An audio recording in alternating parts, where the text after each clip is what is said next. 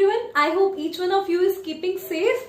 तो हमने पिछली वीडियो में क्या कवर किया था, हमने कुछ टेक्निक्स देखी थी जिसके through various components of a mixture separate out हो जाते हैं। अब उन्हीं टेक्निक्स को हम आगे कंटिन्यू करेंगे और इंडिविजुअली देखेंगे कि कहाँ का कौन सी टेक्निक यूज होती है।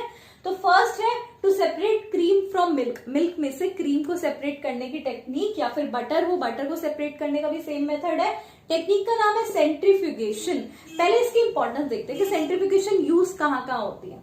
जब लास्ट टाइम मैंने फिल्ट्रेशन के बारे में बताया था, तो फिल्ट्रेशन फॉर एग्जांपल सैंड और वाटर का मिक्सचर है, आपको फिल्टर आउट करना है, तो आप क्या करेंगे, वाटर है और नीचे सैंड सेटल डाउन हो जाता है बिकॉज सैंड का पार्टिकल साइज बहुत बड़ा है। इसके बाद इस कंटेनर के साथ आप फिल्टर पेपर अटैच करते हैं। फिल्टर पेपर में ये सैंड के जो बड़े बड़े पार्टिकल्स है रह जाते हैं और वाटर नीचे निकल आता है। राइट, आई होप वो वाली चीज आपको पता हो।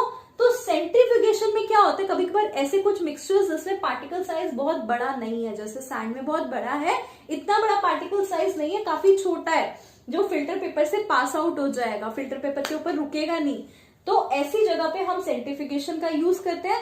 Second importance of centrifugation over filtration is कि सेंट्रीफ्यूगेशन में क्या होता है, बहुत जल्दी हो जाता है process of separation of the various components. Filtration में बहुत टाइम कंज्यूमिंग प्रोसेस है, अगर बहुत ज्यादा अमाउंट में हमारे पास कोई सब्सटेंस है तो इसे सेपरेट करना मुश्किल हो जाता है। तो सेंट्रीफ्यूगेशन में क्या होता है, मैं आपको एक एग्जांपल के थ्रू बताती हूँ। सेंट्रीफ्यूगेशन मशीन होती है एक, अभी एग्जैक्टली सेंट्रीफ्यूगेशन मशीन तो नहीं है, बट मैं इसके थ्रू एक्सप्लेन करूंगी कि उसमें होता क्या है। तो यहाँ जैसे 3 ब्लेड्स है, एक्चुअल में उसमें 4 होते हैं और हर के ऊपर एक एक टेस्ट ट्यूब अटैच्ड होती है। और जब ये सेंट्रीफ्यूगेशन मशीन बहुत तेजी से घूमती है, राइट, जब ये बहुत तेजी से घूमती है तो इसमें जो पार्टिकल्स हैं, जो हेवियर पार्टिकल्स हैं, वो नीचे रह जाते हैं। टेस्ट ट्यूब है, अलग अलग टेस्ट ट्यूब्स हैं, टेस्ट ट्यूब्स में जो हेवियर पार्टिकल्स हैं वो नीचे रह जाते हैं और जो लाइटर पार्टिकल्स हैं वो ऊपर ही चले जाते हैं। जैसे कि आपने एक और एग्जांपल के थ्रू में बता सकती हूँ कि आपने जब घर पे देखा होगा मशीन में जब ड्रायर वाला पार्ट होता है तो उसमें जो आप कपड़े ड्राई करने जाते हैं, तो जैसे ही आप चलाते हैं आप देखते हो बहुत तेजी से वो ड्रायर घूमता है और सारा पानी नीचे रह जाता है और कपड़े ऊपर रह जाते हैं। एग्जैक्टली उसी स्पीड से या उससे ज्यादा स्पीड ही होती है एक सेंट्रीफ्यूगेशन मशीन की। उसमें कुछ कंपार्टमेंट्स होते हैं जहां आप अपनी टेस्ट ट्यूब्स रख देते हो और टेस्ट ट्यूब में आपका सोल्यूशन है। सोल्यूशन क्या है, जब बहुत तेजी से घुमाया जाता है तो सोल्यूशन में जो हेवियर पार्टिकल्स हैं वो नीचे रह जाते हैं और जो लाइटर पार्टिकल्स हैं वो ऊपर आ जाते हैं। तो यही हमारा प्रिंसिपल भी है। Principle of this technique is denser particles are forced at the bottom while the lighter particles stay at the top। अगर सॉल्यूट और सॉल्वेंट में जनरली सॉल्यूट हमारा हेवियर होता है, वो नीचे रह जाता है और सॉल्वेंट ऊपर रह जाता है। अब इसकी एप्लीकेशंस देखते हैं कि ये टेक्निक कहाँ कहाँ यूज होती है। सो नेक्स्ट है हमारे यूजेस ऑफ सेंट्रीफ्यूगेशन। सेंट्रीफ्यूगेशन का मेथड कहाँ कहाँ यूज होता है। First is used in diagnostic laboratories for blood and urine test. अब एक्चुअल में क्या होता है, लेट सपोज डॉक्टर ने कोई डिजीज या कुछ अनवांटेड सी चीज आपकी बॉडी में डिटेक्ट करी, डॉक्टर आपको रिकमेंड करता है to go and get blood and urine test. अब when the person concerned takes your urine sample या ब्लड सैंपल, तो उस ब्लड सैंपल में क्या होता है, वो ब्लड सैंपल वो टेस्ट ट्यूब में लेकर एक सेंट्रीफ्यूगेशन मशीन में रखता है। ऑब्वियसली सेंट्रीफ्यूगेशन मशीन ऐसे नहीं होती, काफी एडवांस लेवल की मशीन्स होती हैं उनके पास। तो एक साइड वो आपका ब्लड सैंपल रखता है और दूसरी साइड एक रेफरेंस सैंपल रखता है। और अगेन इस मशीन को ऐसे होती है वो मशीन, इस मशीन को बहुत तेजी से घुमाता है।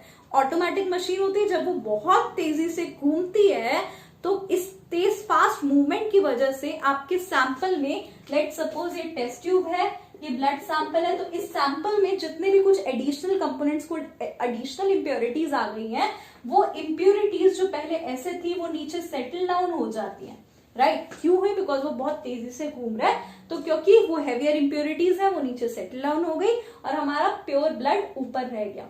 ये तरीका होता है ब्लड सैंपल या यूरिन सैंपल को टेस्ट करने का, डायग्नोस करने का कि क्या इंप्योरिटी है। अब डॉक्टर क्या करता है, ये जो इंप्योरिटी होती है इसको अलग से निकालता है एंड चेक करता है कि इसमें क्या एडिशनल कंपोनेंट प्रेजेंट है। तो ये हो गई first technique, first use. Next है use to separate butter from cream, ये मैंने समझा दी है। Next use to separate cream from milk, ये भी यही होता है कि क्रीम क्योंकि लाइटर होती है ये ऊपर रह जाती है और मिल्क कंपैरेटिवली डेंसर है, थोड़ा हेवियर है, तो वो नीचे रह जाता है। नेक्स्ट है used in washing machines to squeeze out water from clothes. ये एग्जांपल मैंने स्टार्टिंग में ही ले लिया था। वॉशिंग मशीन के ड्रायर सेक्शन में अगर आप देखोगे, आप क्लोथ्स ड्राई करने के लिए रखते हो, वेट क्लोथ्स जब ड्राई करने के लिए डालते हो तो बहुत तेजी से वो वाला सेक्शन घूमता है और सारा पानी निकल आ जाता है और जो क्लोथ्स है वो कंपैरेटिवली ड्राई हो जाते हैं। अब इसके बाद हम नेक्स्ट टेक्निक पे आते हैं। सो नेक्स्ट टेक्निक है हमारी separation of a mixture of to immiscible liquids. Immiscible liquids क्या होते हैं? ऐसे लिक्विड्स जो आपस में डिसॉल्व नहीं होते। For example oil and water, या फिर केरोसिन, या फिर डीजल। केरोसिन के साथ आप पानी मिलाएंगे तो भी वो डिसॉल्व नहीं होता है, डीजल के साथ भी सेम केस है। फॉर एग्जाम्पल मैंने यहाँ शो किया है, ये मेरे पास वाटर प्रेजेंट है कंटेनर में, इसके अंदर मैं ऊपर से ऑयल इंसर्ट कर रही हूँ। आपको दिख रहा होगा इजीली, जब मैंने ऑयल इंसर्ट किया तो ऑयल के कुछ ना कुछ बबल्स फॉर्म हो गए और आप जितना मर्जी शेक कर लो ये बबल्स सही नहीं होंगे, मतलब ऑयल ने अपनी एक अलग लेयर डिपॉजिट कर ली। अब ऐसे लिक्विड्स जो आपस में डिसॉल्व नहीं होते, आपको क्लियरली दिख रहा होगा कि ऑयल ने अलग से लेयर फॉर्म कर लिया है, तो ऐसे लिक्विड्स जो आपस में डिसॉल्व नहीं होते are called immiscible liquids. Example मैंने दे दिए। तो इनको सेपरेट करने के लिए आप एक सेपरेटिंग फनल यूज करते हैं।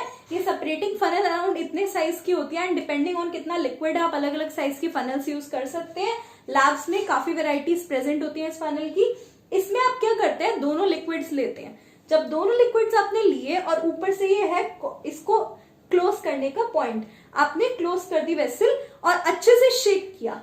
जब ये आपने फनल शेक करी तो क्या होगा, कुछ ना कुछ प्रेशर फॉर्म होगा जिसको आप ये स्टॉप कॉक जो है, यहाँ पे जो स्टॉप कॉक है ये आप रिलीज करेंगे तो यहाँ से एयर निकलेगी। खैर, तो आपने क्या किया, यहाँ एक कंटेनर में आपने ऑयल एंड वाटर या फिर कोई भी केरोसिन एंड वाटर का एक सोल्यूशन लिया और अच्छे से शेक किया। शेक करने के बाद उसे काफी देर आप एज इट इज छोड़ दें। राइट, आपने काफी देर तक जब इसे छोड़ा तो आपने एक चीज ऑब्जर्व करी कि ऑयल और वाटर अलग अलग लेयर्स बना लेते हैं। ऑयल की एक अलग लेयर बन जाती है और वाटर की अलग। For example this container, again I am referring to, आपको दिख रहा होगा कि जब मैंने 2-3 मिनट भी इसे ऐसा छोड़ा है तो यहाँ पे जो काफी ज्यादा वाली लेयर है वो किसकी है, वाटर की, और जो ये बहुत थोड़ी सी बाउंड्री लेयर दिखाई दे रही है ये है ऑयल की। सो ऑयल ने यहाँ पे एक अलग से लेयर बना ली है, क्योंकि ऑयल की क्वांटिटी कम थी तो आपको क्लियरली शायद दिखाई ना दे रहा हो। नीचे हमारा वाटर है कंटेनर में और ऊपर ऑयल ने छोटी सी लेयर बना ली है। अब सिर्फ एक क्वेश्चन इसमें से आपके दिमाग में स्ट्राइक कर रहा होगा कि ऑयल ने ही क्यों ऊपर लेयर बनाई, वाटर ने क्यों नहीं बनाई। So depending on the densities, क्योंकि ऑयल की डेंसिटी या फिर केरोसिन की डेंसिटी वाटर से कम होती है, जिसकी वजह से जिसकी डेंसिटी कम होगी वो वाला लिक्विड ऊपर की तरफ लेयर बना लेगा और जिसकी डेंसिटी ज्यादा होगी उसकी लेयर नीचे होगी। एंड नॉट जस्ट 2 लिक्विड्स, अगर आप 3 लिक्विड्स लेते हैं जिनकी अलग अलग डेंसिटीज हो तो वो भी इजिली यहाँ सेपरेट आउट हो जाएंगे। So again principle remains, immiscible liquids यानी वो लिक्विड्स जो आपस में डिसॉल्व नहीं हो रहे, immiscible liquids separate out in layers depending on their densities. जैसे उनकी डेंसिटी होगी, डेंसिटी ज्यादा तो नीचे लेयर बनाएंगे, डेंसिटी कम तो ऊपर लेयर बनाएंगे। अब इसके हम यूजेस देख लेते हैं कि कहाँ कहाँ ये वाली टेक्निक यूज होती है। यूजेस स्टार्ट करने से पहले एक छोटी सी चीज देख लेते हैं। मैंने वो डायग्राम इरेज कर दिया, इससे छोटा सा डायग्राम बनाया है। सेपरेटिंग फनल में कंपोनेंट सेपरेट कैसे होते हैं वो चीज बतानी रह गई। Let suppose again oil and water का हमारा मिक्सचर है, तो आपने सेपरेटिंग फनल में लिए दोनों कंपोनेंट्स, अच्छे से शेक किया, उसे काफी टाइम तक रख दिया, दोनों ने अलग अलग लेयर्स बना ली। उसके बाद आप क्या करेंगे, यहाँ पे आपने लगाई होती है स्टॉप कॉक। यहाँ पे जो स्टॉप कॉक लगाई होती है आप उसे ओपन करते हैं। जब आप उसे ओपन करते हैं तो ये स्टॉप कॉक क्या होती है, पीछे जाती है, पीछे की तरफ जाती है। ये वाली जो सरफेस है ये फनल की ओपनिंग खुल जाती है।